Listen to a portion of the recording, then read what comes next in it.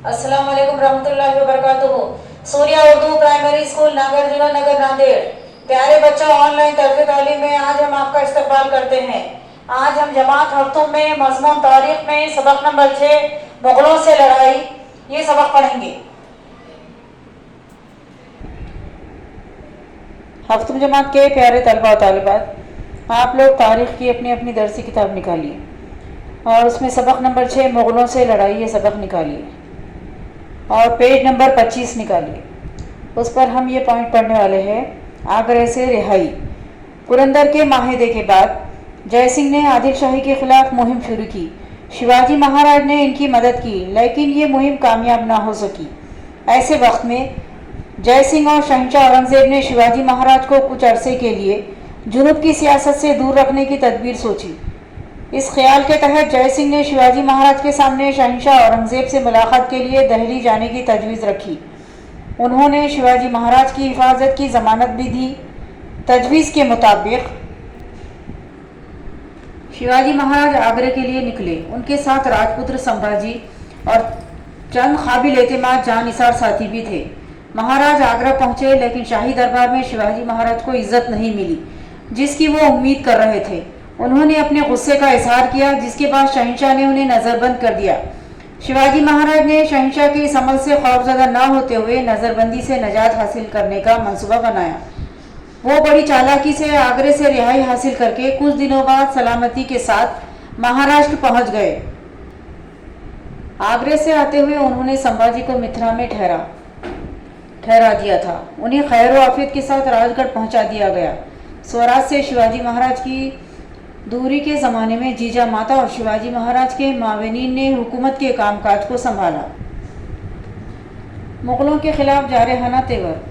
शिवाजी महाराज अगरचे मुग़लों से लड़ाई को टालना चाहते थे, लेकिन पुरंदर के माहिदे में मुग़लों को सौंपे गए किले और इलाके वापस लेना उनका मकसद था। इस मकसद के हुसूल के लिए उन्होंने एक बड़ा और बेबाक मंसूबा बनाया। एक जानिब मुकम्मल तैयारी के साथ फ़ौज भेजकर किले वापस लेना और दूसरी जानिब दक्कन में मुग़लों के तहत इलाक़ों पर हमले करके उन्हें कमज़ोर करना। इस मंसूबे के मुताबिक उन्होंने मुग़लों के इलाक़ों अहमदनगर और जुन्नर पर हमले किए। उन्होंने एक के बाद एक सिंहगढ़, पुरंदर, लोहगढ़, माहौली, करनाला और रोहिड़ा के किले दोबारा हासिल कर लिए। इसके बाद शिवाजी महाराज ने दूसरी मरतबा सूरत पर हमला किया। वहाँ से वापस लौटते हुए रास्ते में नासिक ज़िले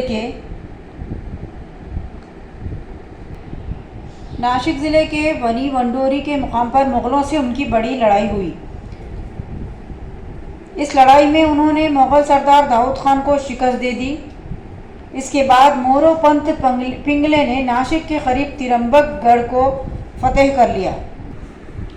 इस तरह शिवाजी महाराज को मुग़लों के खिलाफ हमले के मंसूबों में कामयाबियाँ मिलती चली गई। मुग़लों के खिलाफ मुहिम में तानाजी मालुसरे, मोरोपंत पिंगले, प्रतापराव गजर वगैरह सरदारों ने शानदार कारकर्दगी का मुजाहरा किया। तारीख नवीस कृष्णा जी अनंत सभासद ने इस मुहिम का तस्करा इन लफ्ज़ों में किया है। 4 महीनों में 27 किले फतेह कर लिए, बड़ी शोहरत हासिल की। इसके बाद हम देखेंगे शिवाजी महाराज की ताजपोशी। उनकी ताजपोशी की तैयारियां किस तरह हुई, अब हम इस पैराग्राफ में ये देखेंगे। मुसलसल 30 बरसों की मेहनत और कोशिशों से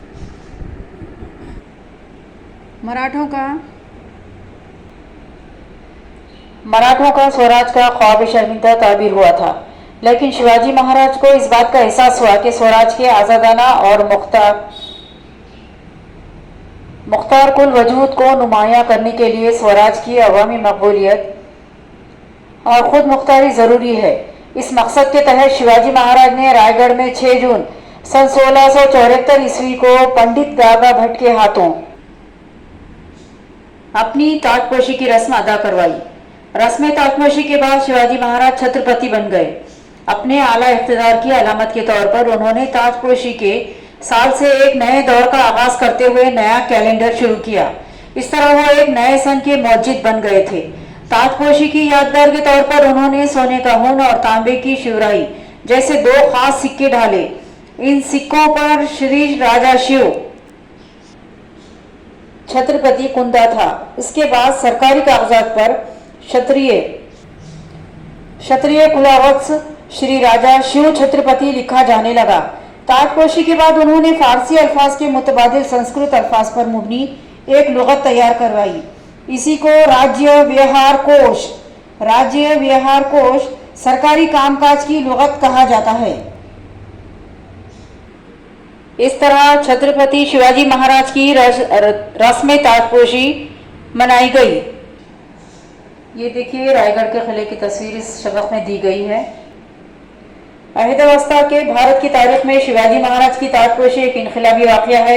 इस वाक़ये की अहमियत बयान करते हुए सभासद कहता है, मराठा बादशाह छत्रपति बिना ये कोई मामूली बात नहीं है। इसके बाद मुख्तसर सी मुद्दत में 24 सितंबर 1674 ईस्वी को शिवाजी महाराज ने तांत्रिक तरीके से निश्चलपुरी गोसावी की रहनुमाई में ताजपोशी करवाई। भारत में उस वक्त दो मजहबी रिवायतें वजूद में थी, एक वैदिक और दूसरी तांत्रिक। शिवाजी महाराज ने दोनों रिवायतों का एहतराम करते हुए दोनों तरीकों से अपनी ताजपोशी करवाई। जुनूबी भारत की मुहिम। ताजपोशी के तकरीबन 3 बरस बाद अक्टूबर 1677 ईस्वी में शिवाजी महाराज ने जुनूबी भारत की मुहिम की कमान संभाली। उन्होंने गोलकुंडा में कुतुब शाह से मुलाकात के दौरान से दोस्ताना माहिदा किया। इसके बाद उन्होंने कर्नाटक में बेंगलुरु और होसकोट मौजूदा तमिलनाडु में जंजी और वेल्लोर के किलों के अलावा आदिल शाही के बाद दूसरे इलाके फतह किए। उनकी फौज ने इन इलाकों के अवाम को कोई तकलीफ नहीं दी। मफ्तूहा इलाकों का कामकाज देखने के लिए उन्होंने रघुनाथ नारायण हनुमंते को नाज़िम आला मुकर्रर किया। शिवाजी महाराज के सौतेले भाई वेंकोजी मौजूदा तमिलनाडु में वाक़े तंजावर के हुक्मरां थे। शिवाजी महाराज ने उन्हें भी अपने स्वराज के कामों में शामिल करने की कोशिश की। वेंकोजी राजा के बाद तंजावर के राजा ने उलूम व फनून की सरपरस्ती की। तंजावर का सरस्वती महल नामी कुतुब खाना दुनिया भर में मशहूर है। जुनूबी भारत की मुहिम के दौरान तमिलनाडु के जंजी किले को फतह करके उसे स्वराज में शामिल करना आने वाले वक्तों में शिवाजी महाराज का एक अहम फैसला साबित हुआ।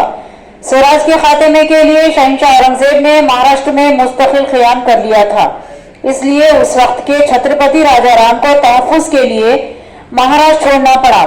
उन्होंने जुनूबी भारत के जंजी किले से ही स्वराज का काम अंजाम दिया। जुनूबी भारत की गैर मामूली फतह के मुख्तसर अरसे बाद 3 अप्रैल सन 1680 ईस्वी को रायगढ़ के किले में शिवाजी महाराज का इंतकाल हो गया। अपनी उम्र की 6ठी दहाई में उनके इंतकाल से स्वराज को बहुत नुकसान पहुंचा। उनके इंतकाल के साथ ही एक शानदार अहद का खात्मा हो गया।